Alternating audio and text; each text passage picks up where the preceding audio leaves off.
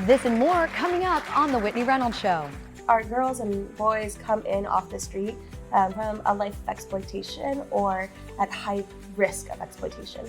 I was kidnapped at the age of 15. The highest misconception about human trafficking is that once you're out of the life, you're safe. Kids are being fed lies all day long. To get behind a organization that steps in and stops that and helps kids through that and families through that, it was a no-brainer.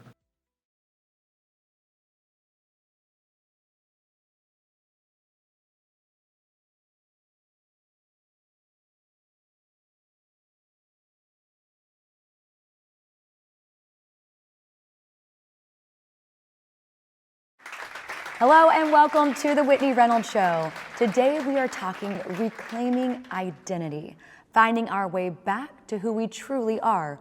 Awakening the soul of our stories. Come for the stories, stay for the heart, where every journey You might recognize a new look. We are ready to take things to the next level. you'll see.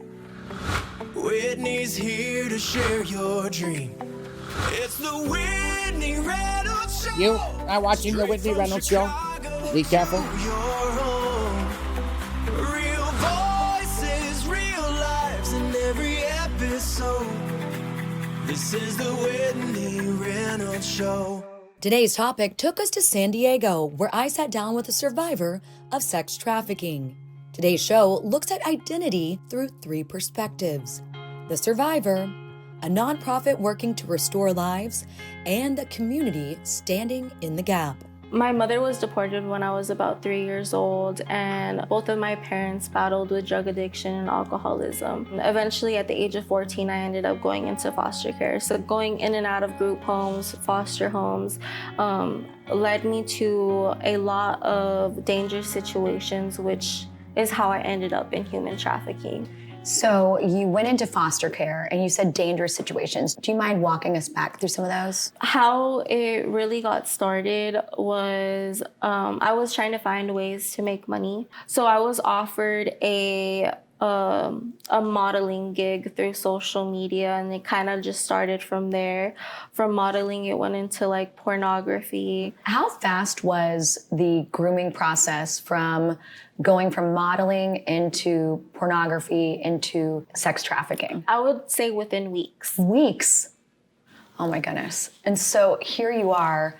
When you were in that situation, did you see this as potentially a way of life forever? I couldn't see how there was a way out of it, at least until I became an adult or able to work at the age of 16. Was there a way out? Was there any way that you could even see out? At the time, no, because like I said, eventually it went from being promised a career to it becoming a lot more darker after the pornography and, being paid money for.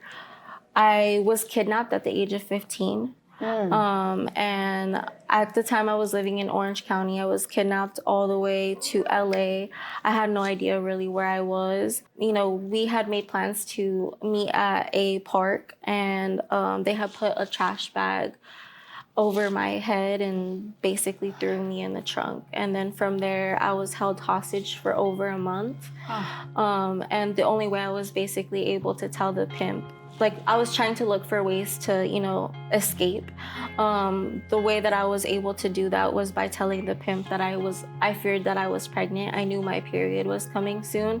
So I just kept asking him if he could take me to Planned Parenthood. Like I said, I was about 15, and in the span of a year, I was getting sexually tested. I was trying to do everything that I could to make sure that at least health-wise I was gonna be okay, because I was in these situations. Right. Going into the Planned Parenthood appointment, I just asked if I could use the phone, and I called somebody that I trusted to pick me up, and I snuck out the back door of the Planned Parenthood. So amazing.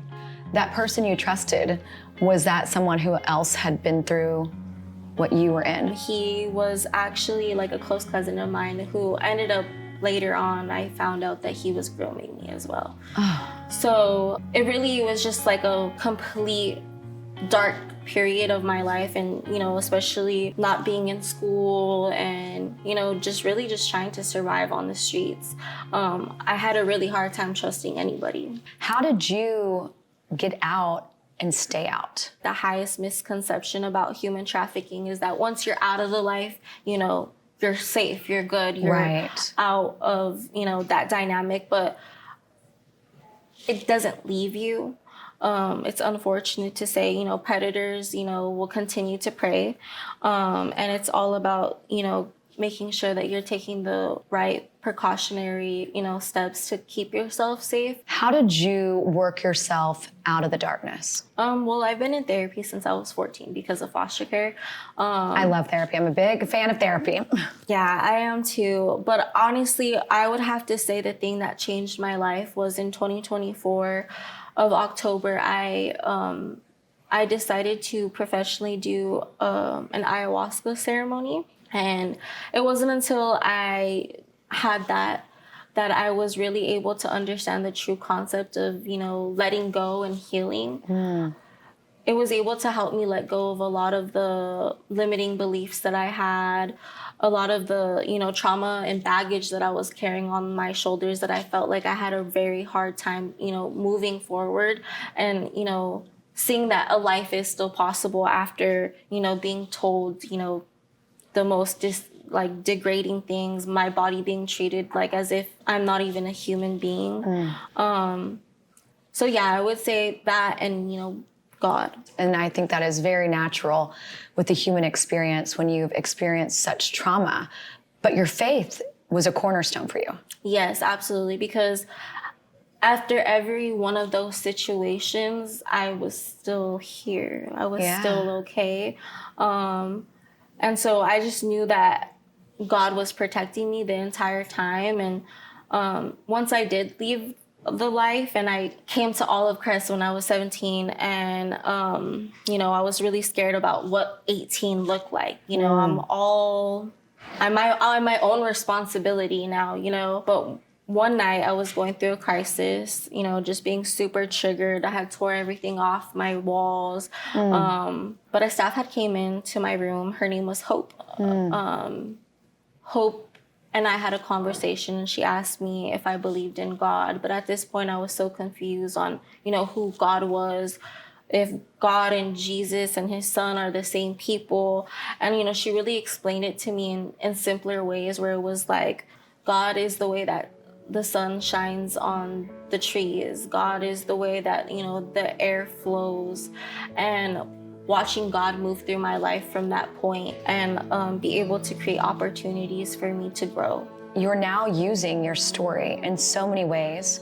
Tell us about your current job. So right now I'm working with the Cool Ant series, and right now I am an intern, and the current project that I'm working on right now is to find 3 other foster youth between the ages of 16 and 24 and really help them find purpose and what skills that they're good at and help them build living adult skills.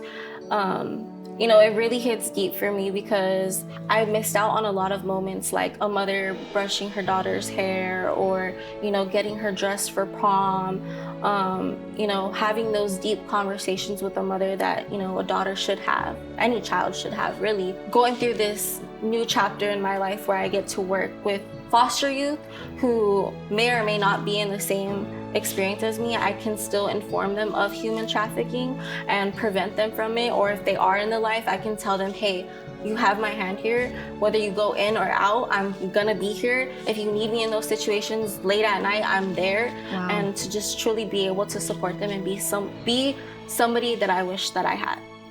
And you are being just that. Well, thank you so much for coming on and sharing your story. Looking around this facility, not only is it welcoming, but you're meeting people in one of the most intense moments of their lives. Yeah, our girls and boys come in off the street from a life of exploitation or at high risk of exploitation. So that means that they are quite literally sleeping on the park benches of San Diego, needing a safe place to go during the day for warmth, for food, for community, for a chance to charge their cell phone. And while they're doing that, we are building relationship and rapport with them so that when they're ready to take the next step, they have a safe adult in their life to turn to. We're talking about kids who don't have relationship with their parents, or they're in a grandparent setting, right? And they feel like they're not loved or valued or worthy. And so then they get lured by this Romeo, what we call a Romeo, a boyfriend who says, let me take care of you. Let me get your nails done. Let me get your hair done. I love you so much. And they love bomb them.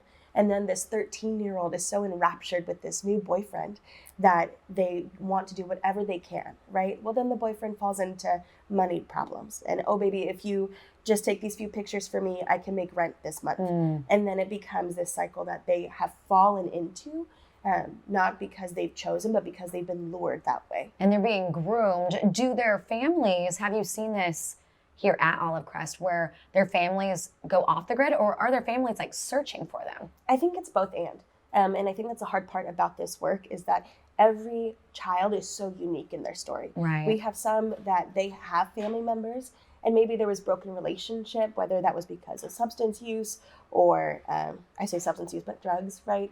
Or a mom who had to work 3 jobs, right? And couldn't be around. Or there's kids that are running away from really bad situations. And when I think about that, as a mom of 9-year-olds, it's terrifying. Terrifying. To think that kids need this kind of help. Yeah, I know. It's terrifying and it's sad and it's the reality. We've served kids here as young as 11 who are living a really hard life and lives that you would never dream of or imagine. But we say it only takes one caring adult to change a child's life. And we really do mean that. So this is where our youth would arrive. So when they walk in off the streets, they first come here where they give their first name, their last name, their pronouns, and if they have a safe place to sleep tonight. When people step right in here, this is the first interaction of almost that safety. Exactly. So our team is trained on being kind and warm and hospitable so that the kids know that this is a safe place for them and this truly is their space. I think what's unique about this in particular is that we're not telling kids what they should do. I mean, I was relatively a good kid at 16, but I still didn't want to be told what to do, right? Let alone these kids that have had some semblance of independence, right? So we're not telling them, hey, you need to come here and then you need to work this program and then you're going to get off the streets and you're going to go live with a family. We're just saying, hey, come in, rest your body, rest your mind, fill your soul. And when you're ready and when we feel like we've had a relationship or because we've done art together or we've watched a movie together or we've built bracelets together, after building that relationship, we get to offer them, have you ever thought of stepping into a family setting? Like, do you want to try that? And or for others, we'll say, hey, do you want to try a therapeutic setting? We have a space up in Santa Barbara called Hope Refuge where girls can go for a year to 1.5 years to 2 years if they need that intensive therapeutic setting to really dig in and to get into those core woundings and heal from the life they've experienced. But we're not telling the kids what to do. We're giving them an option and an opportunity to take. So when people come here, it's also placed in a very neutral ground. Yeah. There's a gang on one side and a gang on the other, but this is a safety space. Yeah, so what's really neat about this location is that there's essentially a triangle that overlays this building, and it is in a gang-neutral territory. So a lot of exploitation in San Diego happens through gangs, and not all, but a lot of activity. And so when a girl or boy arrives, they know that they aren't in a rival gang territory. So it's also an additional layer of safety for them, that they don't have to worry about, being on another gang space. You have this beautiful city. I've been touring around, getting ready for this interview, and you're on the water. You can see the sunset, you see palm trees, and you have this huge convention center right by the waterfront. Yeah. Is that one of the main locations? It is one of the main locations. There's quite a few large locations right here in downtown that unfortunately are known for exploiting youth, or places that attract the exploiters. And convention centers, many people don't know Super Bowl Sunday is the #1 day for trafficking, because I hate to say it, but people are purchasing children, they're purchasing adults for sex. And it is an atrocious reality. And I have so many thoughts of how we can change that. And we are blessed here in San Diego to have a phenomenal district attorney that has decided to take this on and really crack down on laws and legislation to get these people who purchase people behind bars. The miracles that have happened here are incredible. And in fact, just yesterday, a few days ago, was our first time that youth that has accessed this center regularly said yes to a family. So, Wow. Yeah, so we are in the middle of that. That is amazing. It's incredible. Said yes. Said yes to a family. To a family. Yep. I got chill bumps. Yep, and it's the first time we've been open just in September, and we're already seeing that what we're doing is working. So we're so grateful. Love Yeah. it. Some of our viewers might be safe where they are Mhm. and feel safe and not want to open their eyes to what's going on. You keep saying it's a backyard problem. Mhm. Well, here we are in the States and it's a real issue. Yeah, I think the reason I say that over and over and time again is because I think it's easy when we put distance between the issue and ourselves, it makes it easy for us not to have to respond. And when we are closer, when we are proximate to people who have lived a hard life, and when we are proximate to understanding that the issue is in our backyard, we are compelled to do something. And so that is why we try to minimize the gap between us and them. That's not helpful, it never is. But when we become a community, when we become a we, then we have to do something. We have to respond. We have to know that by getting involved, we can change children's lives.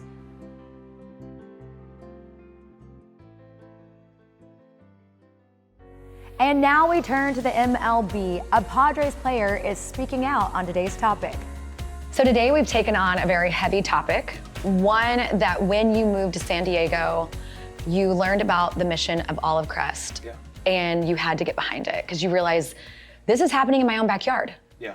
Tell me about how that hit you. Yeah, so we just, we were at church, a church a friend recommended when we got traded over here, and Missy was speaking and telling the stories of just about these kids that, I mean, they're essentially told they have no worth or value, and whether it's via child abuse, that like you think of typical child abuse, or sex trafficking, or anything in between. And you know, you go home to your kids, and we're by no means perfect parents, but they have a safe life for the most part, and you think, you know, like these kids don't deserve that. And it just, I think the more kids you have, the more it wrecks you, because you realize these kids are being fed lies all day long and just berated for whatever reason. To get behind a organization that steps in and stops that and helps kids through that and families through that, it was a no-brainer.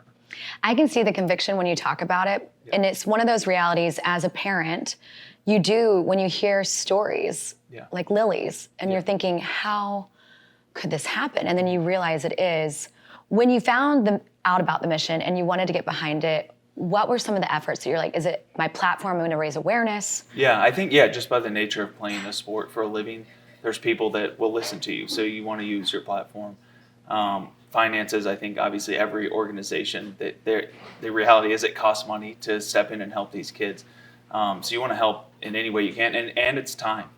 We want to put our time towards it, we want to put our finances toward it, and we want to put our platform, whether that's doing things like this, speaking about it and making people aware, because it's easy to pretend that that's just in the movies, that doesn't actually happen. But then you hear stories from Lily and other survivors, and you're like, no, this is real. And not only is it real, it's real that we can step in and stop it and protect somebody from that. Before moving to San Diego, had you heard anything, any rumbles about sex trafficking? I mean, yes, but not to the depth and as personal of stories as we got to hear. It's one of those things that you hear a story, and we've been involved with International Justice Mission that does it on a global scale outside of America, and so which was huge, and we love our work with them, but that almost feels removed. It's outside your neighborhood. Oh, it's just going on in other countries. So I'd heard about it, but it hadn't felt as personal and physically and emotionally close. You're 100% right, because I was flying in from Chicago for this interview,